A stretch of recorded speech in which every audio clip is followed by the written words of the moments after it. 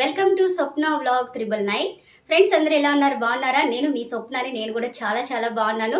Friends ఈ రోజు అయితే ఆకాకరకాయ ఫ్రై, అంటే వాటికి రెండు పేర్లు ఉన్నాయి. ఆకాకరకాయ అంటారు, బొంత కాకరకాయ కూడా అంటారు. మన పెద్ద కాకరకాయలు చూసాం కదా, దాంట్లో చిన్నది రౌండ్గా ఉండదు, చాలా అంటే చాలా బాగుంటుంది, ముళ్ళు ముళ్ళుగా ఉండదు. ఆ కర్రీ ఫ్రై అయితే నేను ఫ్రై మాత్రమే చేస్తున్నాను ఈరోజు కాయగా. మీరైతే తప్పకుండా ఫుల్ వీడియో చూడండి. అందులో కలిపే ప్రతి ఇంగ్రీడియంట్స్ అలాగే ప్రతి ఒక్కటి కూడా క్వాంటిటీలో మీకు చెప్తాను. ప్లీజ్ సపోర్ట్ మీ.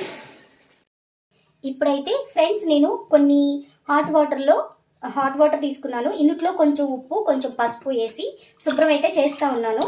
చూడండి, ఇలా కడిగినప్పుడు వీటి మీద చిన్న చిన్న ముళ్ళులా ఉంటాయి కదా, వీటిల్లో కొంచెం చిన్న చిన్న డాట్స్ అలా ఉంటాయి అనమాట. ఇవన్నీ కూడా క్లీన్ అయిపోతాయి. అలాగే పంటలు పండించేటప్పుడు కొన్ని మందులు అలా కూడా వేస్తారు కదా, ఈ పసుపు ఈ ఉప్పు వేయడం వల్ల ఏంటంటే మనకి ఎటువంటి క్రీమ్స్ ఉన్నా లేదా ఏదైనా తాకినా కానీ, పురుగులు పాకినా కానీ, మందులు స్ప్రే చేసినా కానీ ఇవన్నీ కూడా మనకి మంచిగా పనిచేస్తాయి అనమాట. ఇలా కడిగేసి మొత్తాన్ని ఇలా పక్కకు తీసుకోవాలి. ఫస్ట్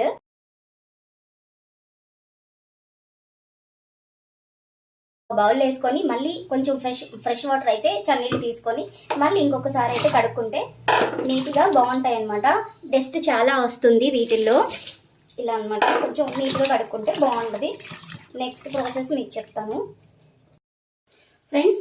నెక్స్ట్ స్టెప్ వచ్చి ఇట్లా నీట్గా కడిగేసుకొని బౌల్లో పెట్టుకున్నాం కదా, ఇప్పుడు వీటిని కొంచెం నీళ్లు అన్నీ కూడా పోయేలా చేసి కొంచెం డ్రై అయ్యేలాగా, ఒక చుక్క కూడా నీళ్ళు లేకోకుండా ఫ్రై కాబట్టి దీన్ని మనం ఏం చేయాలంటే దీన్ని ఈ బుడుపుని ఇలా వదిలేసేసి ఇలా మనం వంకాయ కనుక ఉంటుంది కదా, గుత్తొంకాయని వండుకుందాం కదా, అలాగా ఇలా 4 పీసెస్ వచ్చేలాగా ఇలా కట్ చేసుకోవాలి.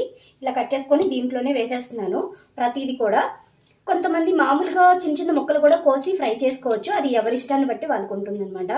ఇలా 4 పీసెస్ కట్ చేసి పెట్టడం వల్ల ఉప్పు కారం అవన్నీ మనం మసాలాలు వేసేవి కొంచెం లోపలికి వెళ్తాయి. నాకు కాయగా కావాలనుకుంటున్నాను, అందుకే నేను ఇలా కట్ చేస్తున్నాను అనమాట.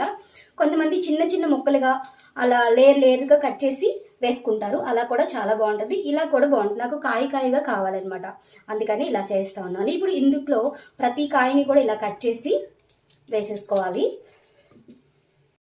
ఫ్రెండ్స్ ఇప్పుడైతే నీట్గా నేను కడిగేసాను, అలాగే 4 పీసెస్గా కట్ చేసి పెట్టుకున్నాను ప్రతిదీ కూడా. ఇప్పుడు నెక్స్ట్ ప్రాసెస్ ఏంటంటే కొంచెం మళ్ళీ ఉప్పు, కొంచెం ఒక 1/2 స్పూను అలా అనమాట, కొంచెం ఉప్పు, కొంచెం పసుపు, మళ్ళీ ఒక చిటికెడు. ఈ రెండు వేసిన తర్వాత ఒక చిన్న గ్లాస్తో కొంచెం హాఫ్ కిలో కదా, ఒక చిన్న గ్లాస్తో ఒక 2.5 గ్లాసు, 2 గ్లాసులు వేసాను. 2.5 కూడా పోయలేదు, ఎందుకంటే ఈ వాటర్ మిగలొద్దు, అవి పీల్చుకొని మంచిగా మెత్తగా ఉడికిపోవాలన్నమాట. ఆ ఉప్పును పసుపు కూడా దానికి పట్టాలన్నమాట, లోపలికి పీల్చుకోవాలి. ఓకేనా? ఇది ఇప్పుడు మనము ఏం చేస్తామంటే కొంచెం మళ్ళీ ఎగస్ట్రా పోసాను, ఏమో డౌట్ వచ్చి. మంచిగా ఉడికిన తర్వాత మీకు చూపిస్తాను. 10 మినిట్స్ నుంచి 15 మినిట్స్ వరకు ఇలా ఆవిరి మీద ఉడికించుకోవాలి. ఈలోపు మసాలా ఎలా చేయాలి ఏంటనేది మీకు చూపిస్తాను. ఫ్రెండ్స్ ఇప్పుడు ఆకాకరకాయలోకి మనకి మసాలాకు కావాల్సిన ఇంగ్రీడియంట్స్ ఏంటనేది మీకు చూపిస్తాను. ఆ తర్వాత వాటిని ఎలా ఫ్రై చేసి మిక్సీ పడతాను అనేది కూడా చూపిస్తాను. ఫస్ట్ ఆఫ్ ఆల్ అయితే ఏమేమి తీసుకోవాలో నేను ఇక్కడ మీకు చూపిస్తున్నాను, ఏమేమి తీసుకుంటున్నానో. 100 గ్రాములు ఏడిజర్ గుళ్ళు అయితే తీసుకున్నాను. తర్వాత కొంచెం జీలకర్ర, 1 స్పూను, తెల్లగడ్డలు అంటే వెల్లుల్లిపాయ ఒక పెద్ద సైజుది, తర్వాత 4-5 ఎండుమిర్చి. మనం కారం కూడా వేసుకోవచ్చు ఇందులో, కొంతమంది ఇది అది 2 వేసే వాళ్ళు కూడా ఉంటారనమాట. తర్వాత ఎండు కొబ్బరి ఒకటి తీసుకున్నాను, తర్వాత నువ్వులు తీసుకున్నాను. ఇందులో నేను ఒక చిన్న చెక్క ముక్క కూడా వేస్తూ ఉన్నాను. నా దగ్గర ధనియాలు పొడి ఉందనమాట, ఫ్రెష్గా చేసుకున్నది. ధనియాల పొడి ఇందులో యాడ్ చేస్తాను. మామూలుగా అయితే ధనియాలు కూడా ఇందులో వేసి వేపుతారు, బట్ నేను ధనియాల పొడి ఉందని చెప్పి ఇందులో యాడ్ చేయలేదు. తర్వాత మనకి కావాలి అనుకుంటే కొంచెం చింతపండు వేసుకోవచ్చు, లేకపోతే వేసుకోకపోవచ్చు.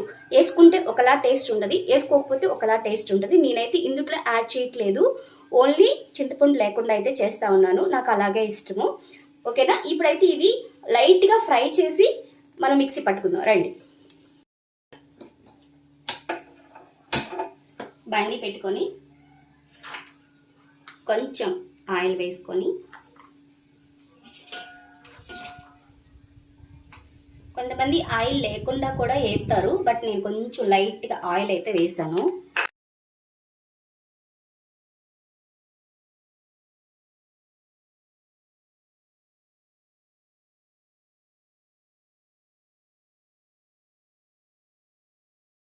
ఫ్రెండ్స్ ఇలా సగం వేగిన తర్వాత ఏరుశనగ గుళ్ళు, కొంచెం జీలకర్ర, తర్వాత ఎండుమిర్చి కూడా ఇలా వేసేసుకొని కొంచెం లైట్గా ఫ్రై అయ్యేలాగా చూసుకోవాలన్నమాట. ఆల్రెడీ నేను మంటని ఆఫ్ చేసేసాను, అంటే చూడండి ఆఫ్ చేసేసాను. ఇలా వేసిన తర్వాత ఈ వెల్లుల్లిపాయలు కూడా జస్ట్ అలా వేడి అవ్వడం కోసం అలా వేసా. తర్వాత కరివేపాకు, తర్వాత ఇందులో నువ్వులు కూడా వేసుకోవాలన్నమాట.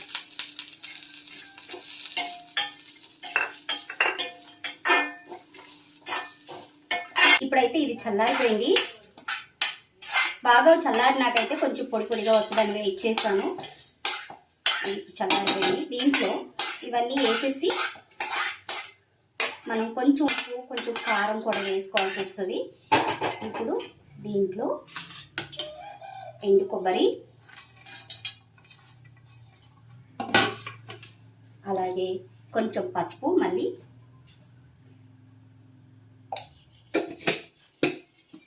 కొంచెం సాల్ట్ ఆల్రెడీ దీంట్లో వేసాము, మనం చూసుకొని వేసుకోవాలి టేస్ట్కి తగ్గట్టుగా. నేనైతే ఒక స్పూన్ అయితే వేసాను.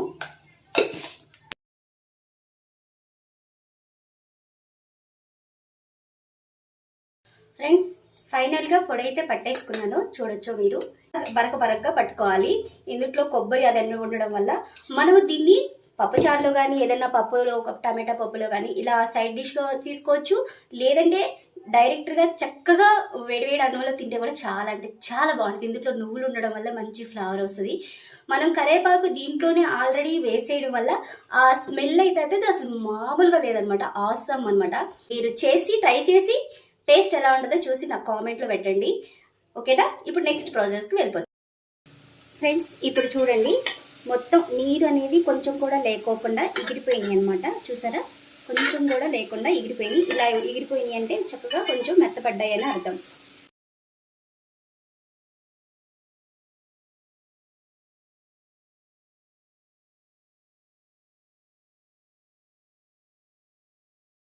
ఫ్రెండ్స్ నేను ఇప్పుడైతే బాండీ పెట్టేశాను. ఈ బాండీలో కొంచెం ఆయిల్ పోసుకున్నా. దీనికి ఈ ఫ్రైకి అయితే ఆయిల్ చాలానే పడుతుంది. చాలా అంటే మరీ ఎక్కువ ఏం కాదు, వాళ్ళకి ఇష్టాన్ని బట్టి వేసుకోవచ్చు. నేను ఆయిల్లో వేసాను, ఎందుకంటే పొడి కూడా కొంచెం ఎక్కువ మోతాదులో తీసుకున్నాను నేను. ఎందుకంటే రైస్లో కలుపుకునేటప్పుడు బాగుంటుంది, ఓన్లీ ముక్కలే కాకుండా ఆ యొక్క పొడి కూడా ఉంటే ఇంకా టేస్టీగా బాగుంటుంది అనిపించింది. అందుకే కొంచెం పొడి ఎక్కువ తీసుకున్నాను నేను. ఇప్పుడు ఆయిల్ తీసుకున్నా. ఆయిల్ వేడెక్కగానే ఫస్ట్ ఆఫ్ ఆల్ మనం వేయాల్సింది కాకరకాయలు. ఇవి ఆల్రెడీ బాయిల్ చేసాము, చక్కగా స్మూత్గా అయిపోయినాయి. చూసారా ఎంత చక్కగా ఉన్నాయన్నమాట. వాటర్ కూడా లేవు, చాలా బాగున్నాయి, ఓకేనా? ఇందులో వేసేద్దాం. ఇప్పుడు కచ్చా పచ్చాగా తిప్పుకోకుండా కొంచెం నెమ్మదిగా కిందికి పైకి అలా అలా అలా ఆ నూనెలో అవి మునిగేలాగా, ఆ నూనె వాటికి అంటుకునేలాగా చేయాలన్నమాట.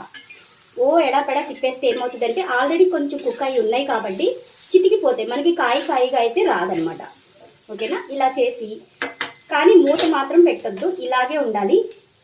సగం వేగిన తర్వాత నెక్స్ట్ చెప్తా.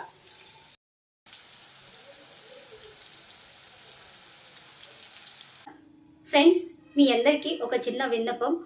అందరూ వీడియోస్ చూస్తున్నారు కానీ సపోర్ట్ చేయట్లేదు. Please support me guys. Swapna vlog 999 అనే యూట్యూబ్ ఛానల్ని సబ్స్క్రైబ్ చేసుకోండి. ఇలాంటి కుకింగ్ వీడియోస్ కానీ, అలా డైలీ యాక్టివిటీస్ కానీ, జర్నీస్ కానీ, కొన్ని టెంపుల్స్ విషయాలు కానీ, ఎవ్రీథింగ్ ప్రతి వీడియో అయితే మీకు వస్తుంది. సబ్స్క్రైబ్ చేసుకోండి, బెల్ ఐకాన్ ఆల్ బటన్ నొక్కండి, షేర్ చేయండి, కామెంట్ పెట్టండి, ఓకేనా ఫ్రెండ్స్? ఇప్పుడైతే కాకరకాయలు వేగిపోయినాయి, చూడండి చక్కగా ఫ్రై అయిపోయినాయి కదా, చూసారా? ఇలా అనమాట. ఇలా సగం వేగిన తర్వాత మనం పొడేసుకుంటే చాలా బాగుంటుంది. ఇప్పుడు మనం ఏం చేయాలంటే సిమ్లో పెట్టుకోవాలి. ఇప్పుడు మనం సిమ్లో పెట్టుకొని తక్కువగా ఉన్నప్పుడు మంట వేస్తే బాగుంటుంది, లేదంటే త్వరగా మాడిపోయే అవకాశం ఉంటుంది అనమాట. చూసారా, నేను వేసేసాను.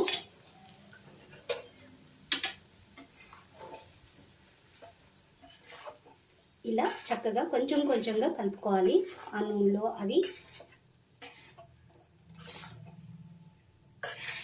మంట ఎక్కువ ఉంటే అంటే త్వరగా మాడిపోద్ది అనమాట. అందుకే సిమ్లో పెట్టుకొని మనం ఈ పొడి అనేది వేయాలి. అప్పుడు కొంచెం సమయం ఉంటుంది. ఆ వేడికి ఆల్రెడీ కుక్ అయి ఉన్నాయి కదా, ఈ మసాలా అంతా కూడా, ఈ పొడి అంతా కూడా ఆ కాకరకాయలకి బాగా పట్టి చాలా అంటే చాలా బాగుంటుంది. మూత మాత్రం అస్సలు పెట్టొద్దు. మూత పెడితే ఏమవుతుందంటే దాని యొక్క చెమట, ఆ మూత యొక్క చెమట దాంట్లో పడి కొంచెం కచ్చా కచ్చాగా అయిపోతుంది. ఇలాగే ఉండాలి, ఆవిరి పైకి వెళ్తూ ఉండాలన్నమాట. ఫ్రెండ్స్ ఆల్మోస్ట్ అయిపోయింది, దగ్గరికి వచ్చేసింది. ఒకసారి చూడండి. ఫైనల్గా కొత్తిమీర వేసి దింపేయడమే. కొంచెం సైడ్ ఉన్న డిస్టర్బెన్స్ వినిపిస్తూ ఉంది. అది మీకు ఇబ్బంది లేకపోతే ఓకే, లేదు అంటే వేరే వాయిస్ ఓవర్ అయితే నేను ఇవ్వాల్సిందే. పక్కన కన్స్ట్రక్షన్ జరుగుతుంది. చూడండి ఫైనల్గా అయితే కర్రీ ఇలా వచ్చింది, ఫ్రై. ఒకసారి చూడండి, చూసారా ఫైనల్గా ఇలా ఉందన్నమాట. చూసారా చాలా అంటే చాలా బాగుంది. మరీ మాడిపోకూడదు, ఇది మాడిపోతే అస్సలు బాగోదన్నమాట. ఎందుకంటే పొడేసినాక దగ్గరే ఉండాలి. మాడిందో అసలు ఇక మొత్తం టేస్ట్ పాడైపోతుంది అనమాట. ఇలాగ మాడకుండా ఎప్పటికప్పుడు జాగ్రత్తగా ఇలా కలుపుకోవాలి. అప్పుడే చక్కగా కాయగా వచ్చి మంచి పొడిగా ఉంటుంది. లాస్ట్ అండ్ ఫైనల్గా ఇలా మనం కొత్తిమీర అది జల్లేసుకుంటే అయిపోయింది. ఫైనల్గా అయితే అయిపోయింది. ఈ స్మెల్ అదైతే సూపర్ ఉంది. వేడి వేడి అన్నంలో ఇప్పుడు తినేసేద్దాం.